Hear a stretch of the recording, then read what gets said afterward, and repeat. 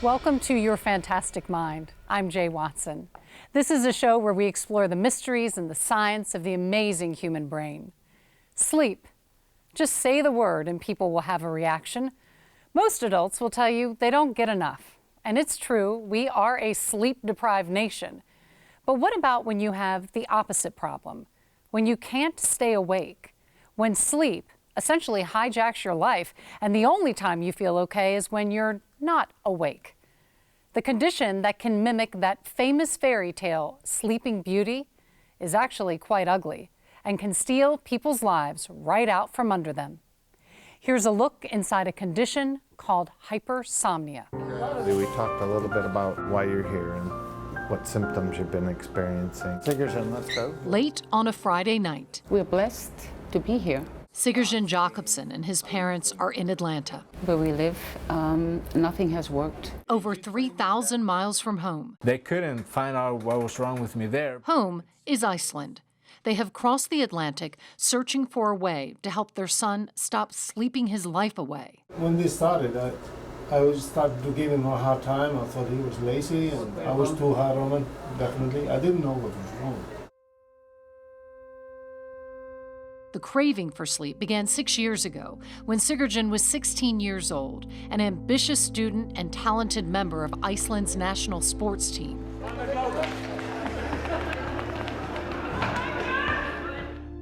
Yeah, I slept through Christmas a couple of times, definitely. Like a few days after, I would still be sleeping like 20 hours. He dropped out of college, quit sports, lost most of his friends. People say it's just depression or vitamin something, problems with vitamins, and Getting up is really hard to do. As the years ticked by, Sigurdsson's bottomless need for sleep took over his life. Did you ever think it was in your head, like a mental problem, psychological? yeah, definitely a lot of times. Sometimes I was like, maybe I am just lazy. A neurologist in Iceland finally accurately diagnosed him with idiopathic hypersomnia, which is defined as sleeping excessive amounts. It is thought to be a rare disorder that affects approximately 1 in 3,000 people. How many milligrams, do you remember? 40, 60? Sigurdsson tried medication and stimulants that didn't work. They kept his body awake, but his brain was essentially living in a sleep state. Life was a fog. You're using the word tired and fatigued. Are those different than being sleepy? Emory brain health neurologist Dr. David Rise, one of the leading experts in the world on hypersomnia. When you listen to him, he sleeps too much. He has a hard time waking up. He takes long naps. He has sleep drunkenness. Those are the hallmarks of any sleeps more than 11 hours a day in a 24-hour period. That's hypersomnia.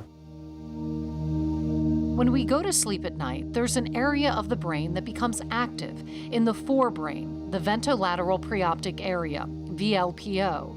It uses the inhibitory neurochemical GABA like a brake to suppress wake-promoting substances such as histamine, dopamine, noradrenaline.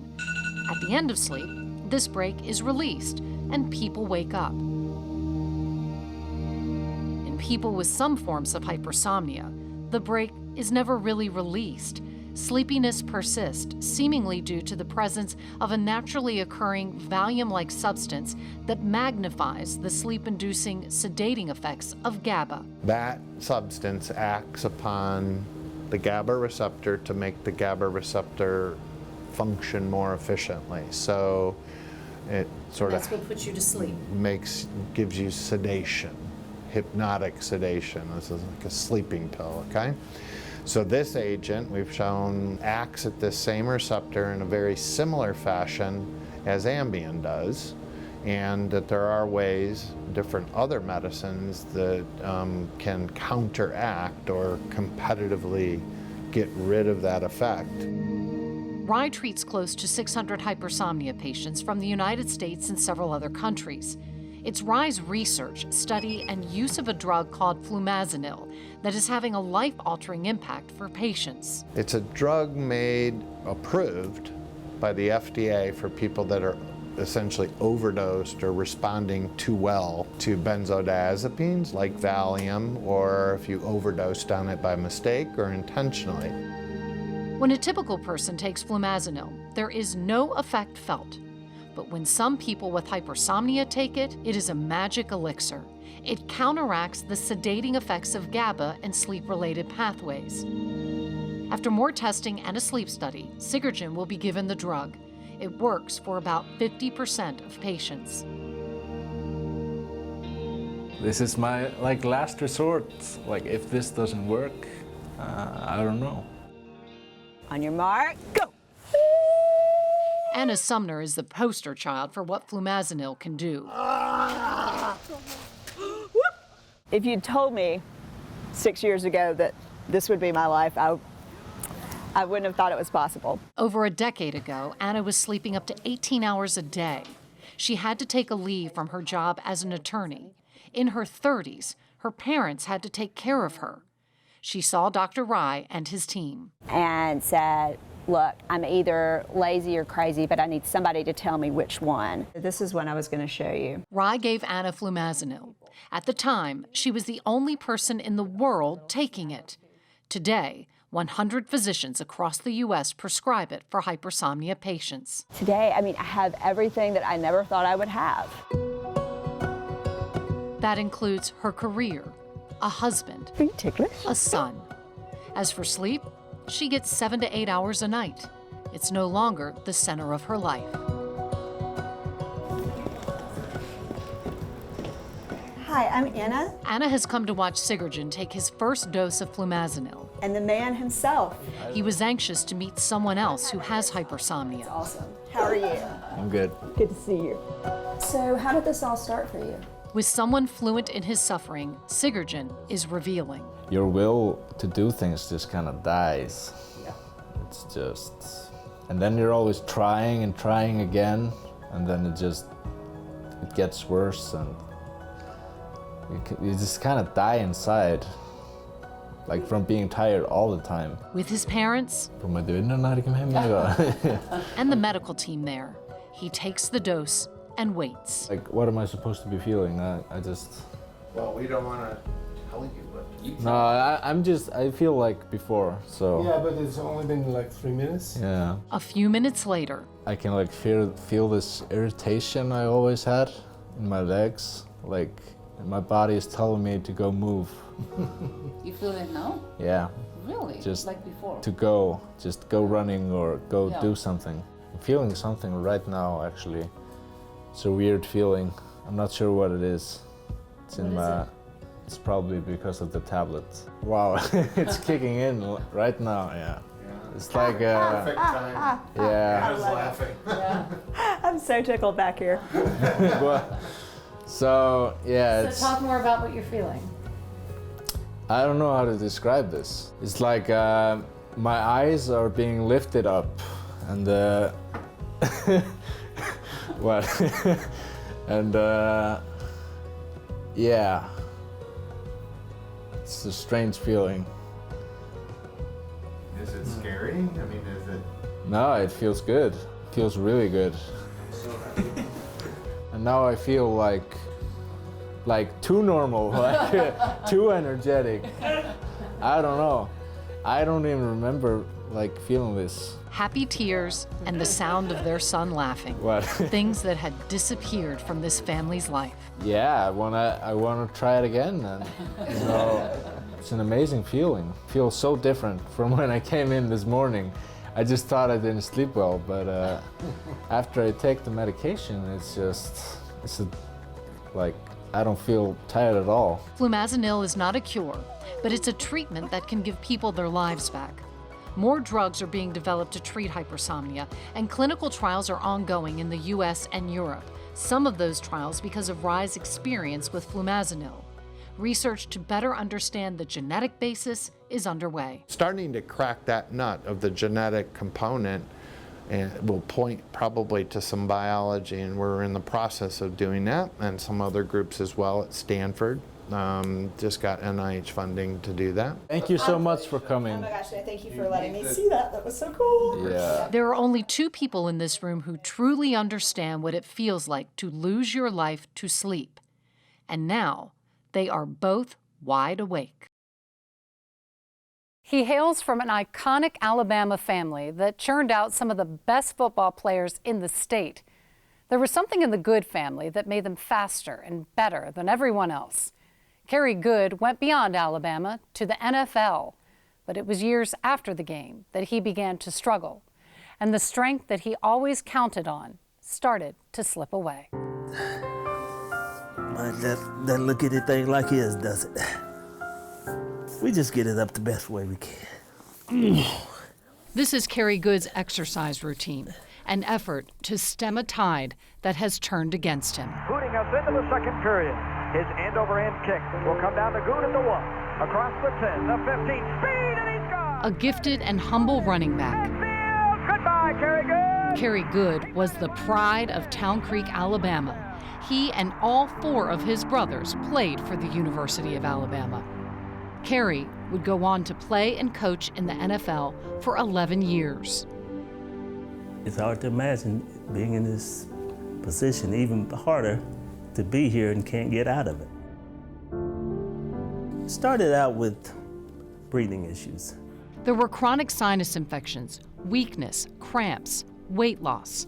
Kerry's wife, Tanja, saw the change in her husband one day through the kitchen window. I saw him in the yard cutting grass, and I noticed that his entire posture was different. After a string of doctor's visits, they were led to the devastating reason for the changes, ALS. He really doesn't have an appetite. He just eats because he knows he needs to. When we were first with Kerry in the spring of 2017, getting dressed on his own was a 2-hour affair.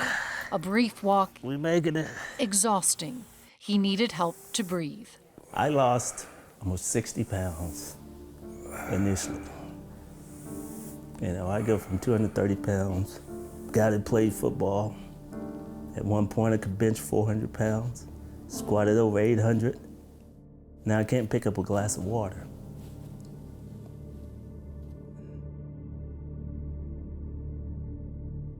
It's a disease that comes on out of the blue.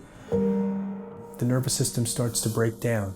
The way it breaks down is by pulling the nerve fibers or the wires that wire us together away from the muscles. And so what happens when your muscles aren't connected?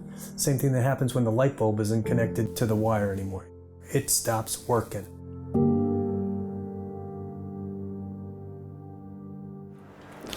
Dr. G, how are you? How are you? Hello, my dear. Hi, dear. No worse for the wear. I'll be okay. No worse for the wear? Yeah. It has been 15 months since we were with Kerry. The losses are expected, but no less devastating. He uses a wheelchair and oxygen full-time. Emory ALS Center Director and Founder, Dr. Jonathan Glass. Your hands hurt or your arms? Hands, fingers, shoulders. Yeah. Does that hurt? Good. What I'm doing right now? Good sore. His hands are failing him. So certainly when you're sitting here in your chair, these fingers have to be extended. What comes next is what Kerry dreads the most, the breathing test. And blow. Blow, blow, blow, blow, blow, blow, blow, blow. Gary, go, go, go, go, go, go, go, go. Good. Take a break. That's a big problem with finding a treatment for this disease, because you don't know what you're shooting at. There is no diagnostic test for ALS. We can't see the problem here except for the outward expression of it in people. We can't see it in the spinal cord. We can't see it in the brain. 1 out of 10 ALS patients has a family history of the disease. Over a dozen genes have been discovered, thought to play a role in causing ALS, but there is little that can be done yet for the 30,000 people in the country who have it. Most die within 3 years. Some studies have shown that NFL players like Kerry are at greater risk for brain and nervous system disorders. Could Kerry's career in football have contributed to ALS? Oh, that's a good question. There are some people out there who argue yes, that somehow this thing called chronic traumatic encephalopathy, or CTE, which is a real thing. People get hit in the head a lot, develop It's usually a dementia kind of syndrome, and they can develop things like Parkinson's disease, and we've known about that for a long time. And if you think about Muhammad Ali, the argument is that he had this kind of problem. We used to call it dementia pugilistica. Glass, who treats close to 600 patients from around the country, says some questions can only be answered in death. You know, I'm also a neuropathologist as well as a neurologist, and so I look at all the brains and spinal cords of patients who die. That's what I do. Yes, there are specific protein abnormalities that we see. There's a protein called TDP43, which actually is present in abnormalities, these abnormal protein accumulations in cells, in probably 95 to 98% of cases. In fact, I would argue that's your diagnostic test for this disease, but you can only do it post-mortem. So that's something you see in the brain. You see it in the motor cortex, the region of the brain that degenerates. You see that very prominently.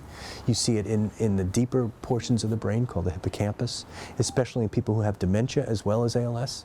And that's what scientists today understand, that ALS and Alzheimer's and Parkinson's are overlapping diseases, and that a breakthrough in one will be a breakthrough in all of them. There's something about time and aging that interacts with the nervous system. The nervous system is fragile. It's probably more fragile than many other systems, and it breaks. And it's not that it breaks because there's necessarily something killing it. It may be that we have these homeostatic mechanisms that keeps it healthy. And those things have to be active all the time, all the time. I'm repairing this, I'm making sure this works. And then as you get older, maybe those things don't work as well. Maybe they get a little rusty, maybe they get a little slow. And those normal things that are constantly happening to us every day can't be repaired as quickly. And things start to change, and neurons start to die, and we start to see clinical features of that disease. Dr. Glass says more pharmaceutical companies and biotech firms are working to develop drugs, and that genetic breakthroughs are helping scientists understand more about how this disease happens. That does not change reality yet for those living with ALS. It ain't fair, is it? Well, depends on what you equate it to. Yeah, you're right. A lot of things ain't fair. Yeah.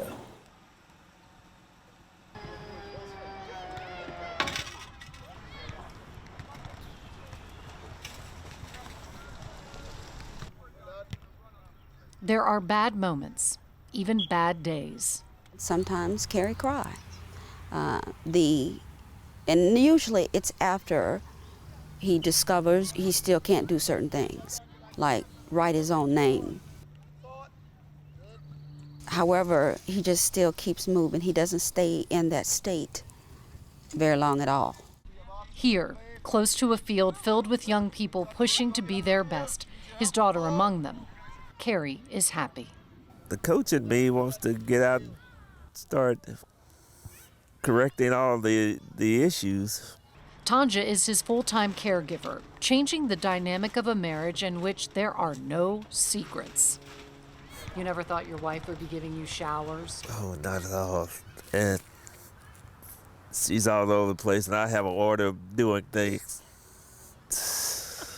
An order of washing? She does not respect the washing order? No, not at all. It's kind of like, hey, head down. From the head down, not shoulder, face. I'm like, oh, God.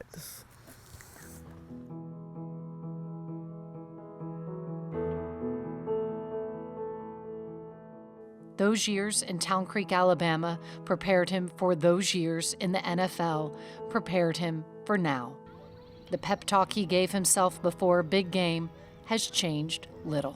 It would be, concentration, more concentration. Stay in the moment. Don't get ahead of yourself. Things go wrong, don't go wrong with it. Doesn't that hold true for now? It does. That's one of the things why I like my kids playing sports. That's some of the things that you learn.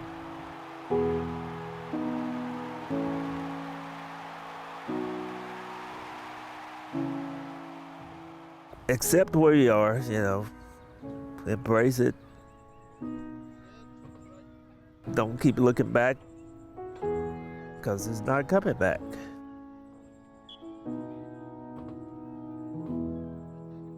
Carrie Good is a prime example of resilience, the ability to endure difficult circumstances and still push forward, still have a positive outlook. Then there are people not like Good, those who couldn't find a silver lining if it was hanging right in front of their face. Turns out that in some cases, resilience is hardwired, built right into our genetic code. There are things we do, like how we put on our socks, or stir our milk.